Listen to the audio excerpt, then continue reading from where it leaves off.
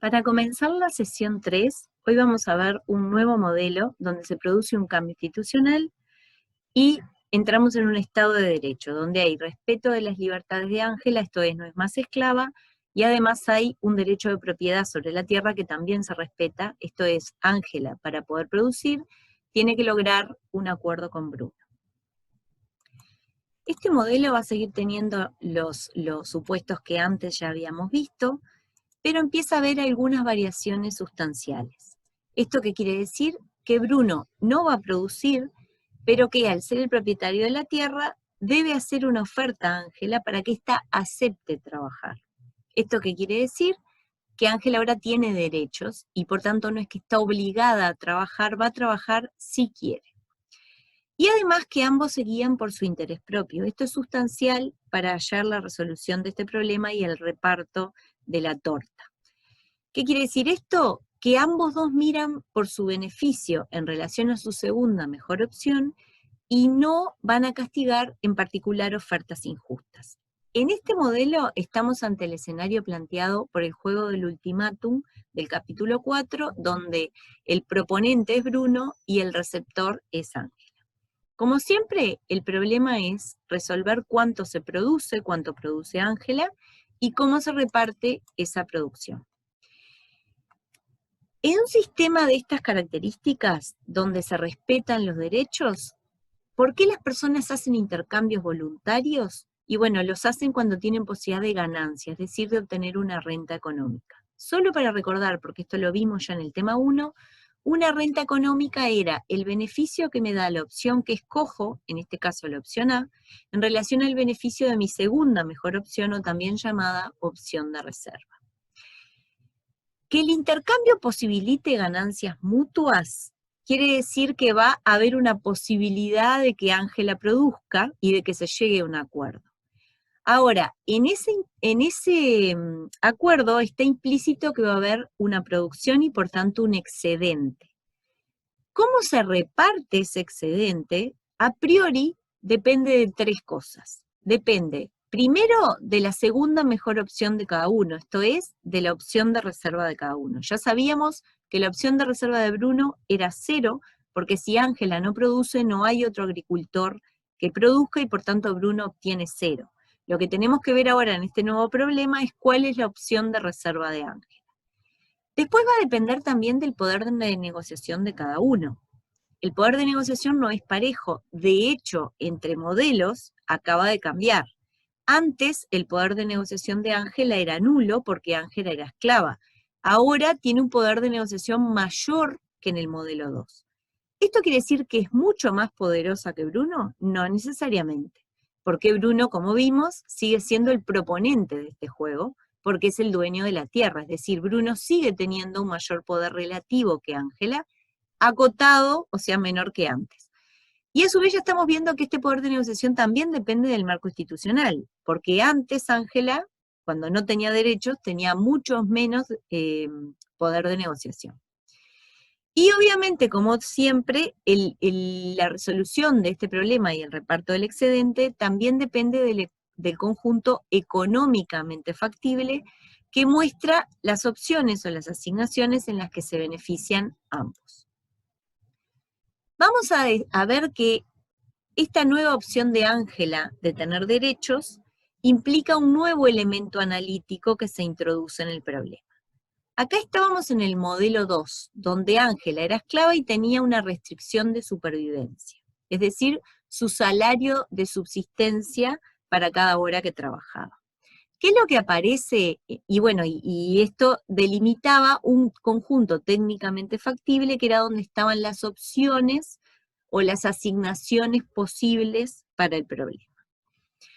¿Qué es lo que ocurre ahora? Que cuando Ángela tiene derechos, aparece una opción de reserva de Ángela, que es 2,5, que es lo que recibe del gobierno o de su familia en caso de que opte por no trabajar.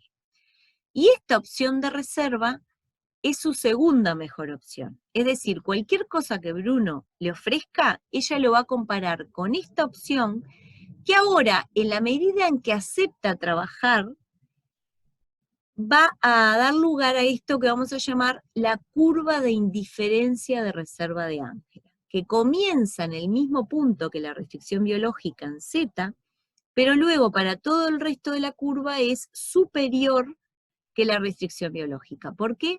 Y bueno, por algo intuitivamente muy razonable, que es Ángela, para trabajar el mismo número de horas que antes, va a exigir un poco más de grano. ¿Sí? Lo podemos ver si nos paramos en cualquier línea vertical. Y ahora vamos a tener un conjunto económicamente factible. Ojo que esto quedó de antes, digamos, de este problema, pero esta área celeste se va a llamar conjunto económicamente factible y es lo que queda entre la curva de indiferencia de reserva de Ángela y la frontera factible. La curva de indiferencia de reserva de Ángela nos dice, para cada hora de trabajo o para cuando no trabaja, qué es lo que exige Ángela de compensación para estar compensada por trabajar, ¿sí? Esto quiere decir, tiene todas las asignaciones en donde Ángela valora tanto esa opción como su opción de reserva, ¿sí? Cuando no trabaja. Dentro de este conjunto técnicamente factible están las asignaciones que representan ganancias mutuas. ¿Esto qué quiere decir? Dentro de este conjunto hay asignaciones que hacen que tanto Ángela como Bruno estén mejor que en sus opciones de reserva. Esto es cualquier punto para Ángela que esté por encima de la curva de indiferencia de reserva y cualquier punto para Bruno que sea mayor que 0, que es su opción de reserva. Esto quiere decir que las opciones que están acá dominan en el sentido de Pareto a no producir o a que Ángela no acepte la oferta. O sea que hay un incentivo para los dos, para que Bruno haga una oferta razonable que Ángela acepte. Por tanto, la solución de este problema seguro va a estar en el conjunto de asignaciones económicamente factibles.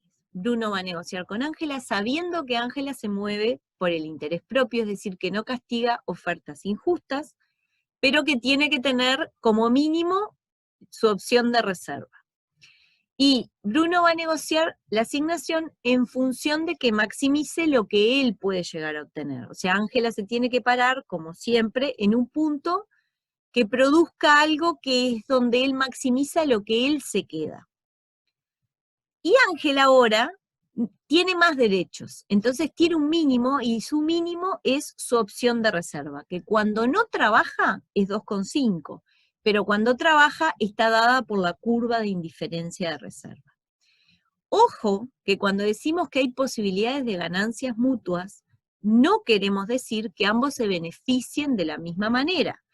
Los dos pueden ganar, pero uno puede ganar más que otro, ¿sí? Y esto tenemos que tenerlo presente porque depende del poder relativo de cada uno. ¿Dónde va a estar la solución de este problema? Bueno, supongamos que estamos en la misma situación que en el modelo anterior, donde Ángela trabajaba 11 horas. Y estábamos, por ejemplo, en el punto B sobre la restricción de supervivencia. Ahora, en este nuevo modelo institucional, este punto B queda fuera del conjunto económicamente factible, y además lo que podemos ver es que para trabajar 11 horas, Ángela exigiría como mínimo más grano que 4. ¿Esto qué quiere decir? Que por 4 fanegas de trigo, y bueno, entonces está dispuesta a trabajar menos horas. Lo que ya sabemos entonces a priori es que la solución a este problema va a estar en que Ángela trabaje menos horas. Y conceptualmente va a ser lo mismo. ¿Qué quiere decir esto? Que vamos a buscar aquel punto que maximice la distancia entre la curva de indiferencia de reserva de Ángela y la restricción de la frontera factible. Esto quiere decir que vamos a buscar un punto que a ojo podría estar por acá, que haga máxima la distancia entre estas cosas. Y acá vemos que este punto está donde Ángela trabaja 8 horas y tiene 16 horas de tiempo libre, y es acá donde se maximiza la distancia entre la frontera factible y la curva de indiferencia de reserva. En este punto, Ángela trabaja 8 horas, necesita en esas 8 horas lo que está sobre la restricción biológica para sobrevivir, pero esto, es decir, acá es lo que necesita Ángela para sobrevivir, trabajando 8 horas, pero ella va a exigir como mínimo una compensación de 4,5 fanegas de grano, porque es lo que la deja indiferente en relación a su opción de reserva de no trabajar. Y Bruno, por tanto, tiene un potencial de ganancia acá, que es, cuando Ángela trabaja 8 horas, se producen 9 y hay un excedente que podría ser inicialmente de 4,5, 9 menos lo que Ángela exige, para repartirse entre los dos. Este punto, digamos, que maximiza esto es, como siempre, el punto en donde la pendiente de la frontera, que es la tasa marginal de transformación, se iguala a la pendiente de la curva de indiferencia de reserva de Ángela, que es la tasa marginal de sustitución. ¿Qué es lo que importa acá ahora? Es ver que nos paramos acá y se producen 9 fanegas de trigo, pero es ver cómo se reparte. ¿Cómo se reparte esto? Bueno, acá, si estamos ante el juego del ultimátum, y Bruno sabe que Ángela se mueve por interés propio, sabe que puede hacer, por ejemplo, una opción a Ángela de un contrato de alquiler que le pague 4,5 fanegas de trigo, porque conoce que es lo que deja a Ángela indiferente respecto a su opción de reserva. Es decir, es su segunda mejor opción. Y en esta segunda mejor opción, Ángela está mejor que en la situación de no producir, ¿sí?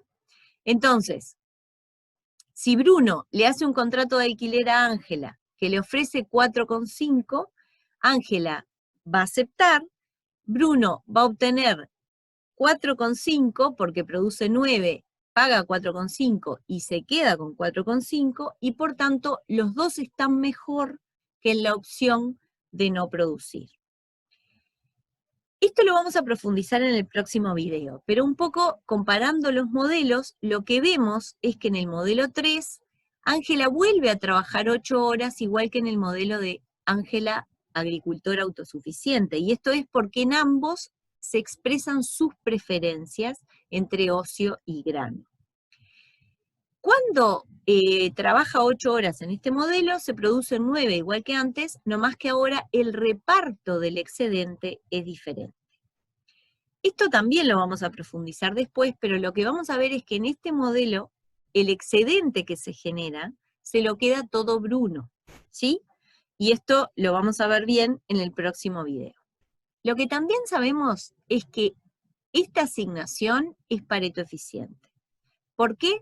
Porque una vez que se produjo esta asignación, Ángela se quedó con 4,5 y Bruno con 4,5, tendría que haber, si no fuera Pareto eficiente esta asignación, una asignación en donde Ángela recibiera más y Bruno quedara como mínimo igual. No la hay porque se repartió todo lo que se produjo. Entonces, cualquier asignación va a dejar a alguno de ellos peor.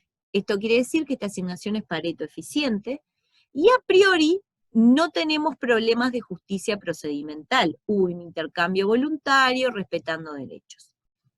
Eso sí, Bruno sigue teniendo más poder y de hecho porque tiene más poder obtiene todo el excedente, es decir, le deja a Ángela solo su mínimo o su opción de reserva.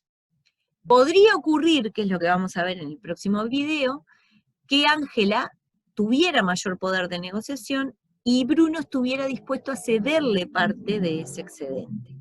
Pero esto lo vamos a ver en el próximo video.